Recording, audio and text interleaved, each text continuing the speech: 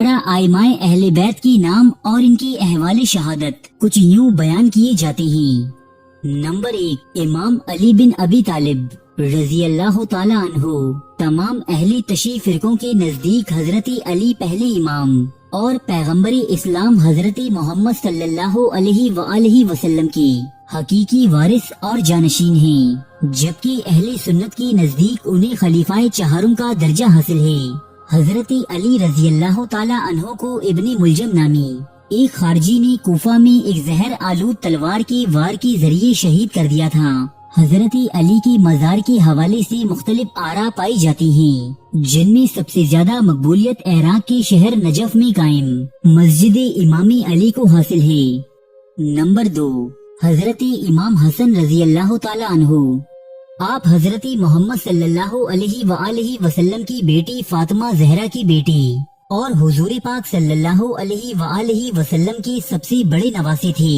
इमाम हसन हजरत अली रजी अल्लाह ताला अन्हु के बाद अवामुन नास की इत्तेफाकी राय से कूफा में मुस्नद खिलाफत पर बैठे। आप 7 महीनों तक खिलाफत के ओहदे पर फाइज रहे। इसके बाद हजरत इमाम हसन ने एक मुआहदे के तहत खिलाफत अमीर मुआविया रजी अल्लाह ताला अन्हो के सुपुर्द कर दी थी।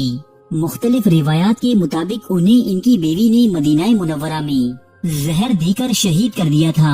आपकी जाए मदफन जन्नतुल बकी शहर मदीना में मौजूद है। नंबर 3, हजरत इमाम हुसैन रजी अल्लाह ताला अन्हो। आप पैगम्बर इस्लाम हजरत मोहम्मद सल्लल्लाहु अलैहि वसल्लम की नवासे हजरत अली करमल्ला वजह के बेटे और हजरत इमाम हसन रजी अल्लाह ताला अन्हो के छोटे भाई थे। हुजूर अकरम सल्लल्लाहु अलैहि वसल्लम की एक हदीस के मुताबिक हजरत इमाम हुसैन और आपके भाई हजरत हसन रजी अल्लाह ताला अन्हुम जन्नती नौजवानों के सरदार हैं। यजीद की खिलाफत की अहलियत के खिलाफ खड़े होने पर आपको आपके अहले खाना समेत वाक़याए करबला में यजीदी फौजों ने शहीद कर दिया था। ये तारीख़ इस्लाम का सबसे बड़ा सानिया है, जिसने उम्मती मोहम्मदिया को कई हिस्सों में तकसीम कर दिया था। आपका रोज़ाए मुबारक इराक की एक मकाम करबला में मौजूद है।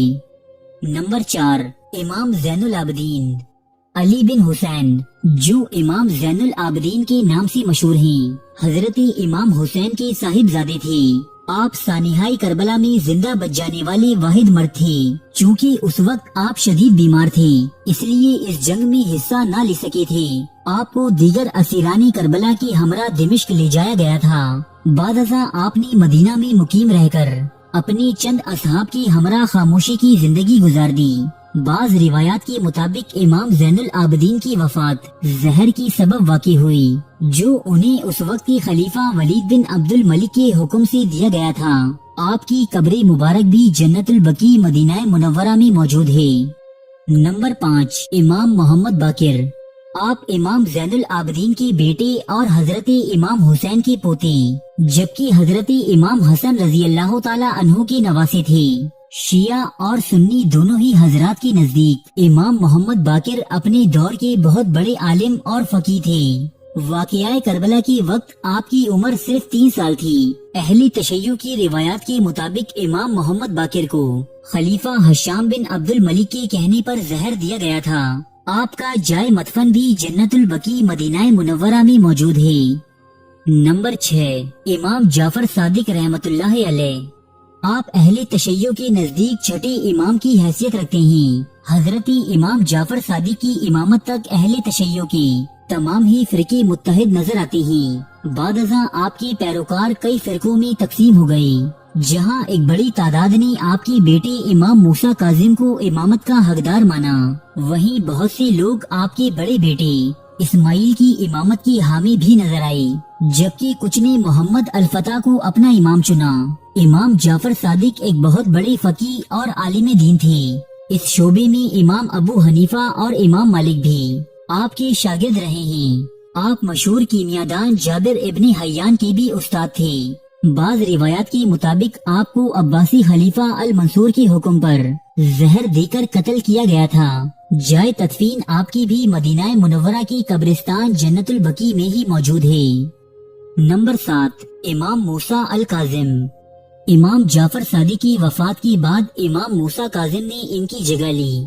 آپ کے دور میں اہل تشیع کے کئی فرقے وجود میں آئی، جن میں سے آغا خانی اور مستعلی یعنی بہری آج بھی کافی مشہور ہیں۔ البتہ اثنا عشری شیعہ امام موسیٰ کاظم کو ہی اپنا 7واں امام تسلیم کرتے ہیں۔ امام موسیٰ کاظم نے اپنے دور میں مریدوں کا ایک باقاعدہ نظام بنایا جو مشرق وسطی اور خراسان میں اہل تشیع سے خمس وصول کرتے تھے۔ عباسی خلیفہ ہارون الرشید نے آپ کو بغداد میں پابندی سلاسل کیا اور اسی طویل قید کے دوران آپ کا انتقال بھی ہوا۔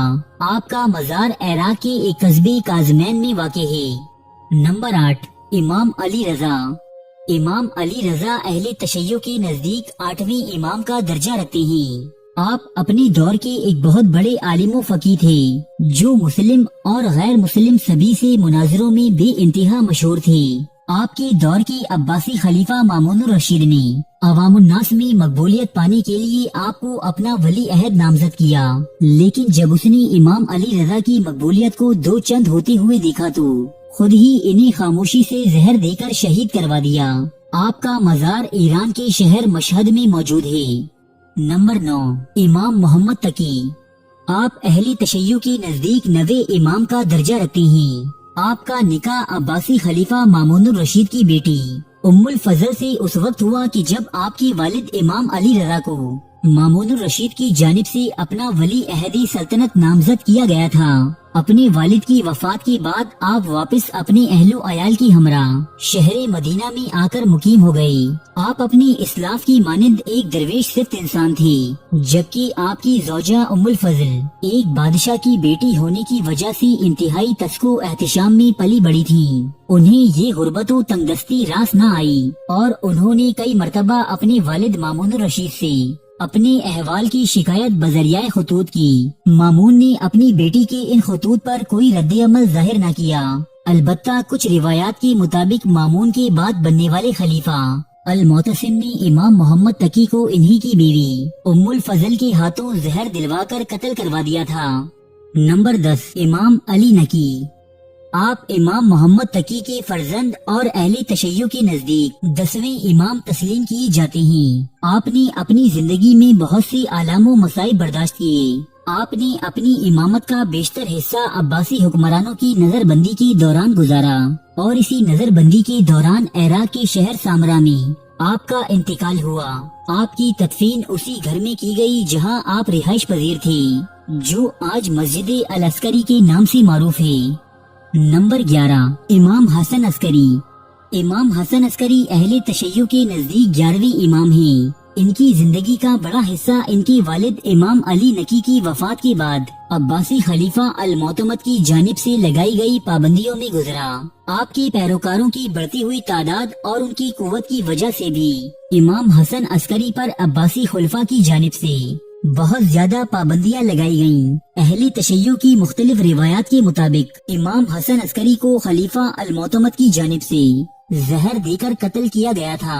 آپ کا مزار بھی آپ کے والد کے ساتھ ہی العسکری مسجد میں واقع ہے۔ نمبر 12، امام محمد بن حسن۔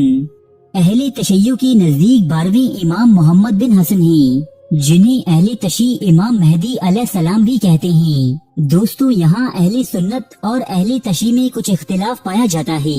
اہل سنت کی مطابق حضرت امام مہدی حضور اکرم صلی اللہ علیہ وآلہ وسلم کی بیٹی فاطمہ زہرا اور حضرت علی کرم اللہ وجہہ کی نسل سے ہوں گے، لیکن اہل سنت کی مطابق وہ اب تک پیدا نہیں ہوئے ہیں اور پیدا ہونے کے بعد وہ حضرت عیسیٰ علیہ السلام کے ساتھ مل کر کفار و مشرکین سے جنگ کریں گے، جبکہ شیعہ عقیدے کے مطابق امام محمد بن حسن ہی امام مہدی ہیں اور وہ اس وقت غیبت کبریٰ میں ہیں اور یہ قیامت کے نزدیک ظاہر ہوں گے۔ دوستو، یہ تھے اہل بیت کے وہ 12 ائمہ کرام جنہیں دنیا کی ہر کونے میں بسنے والا مسلمان عقیدت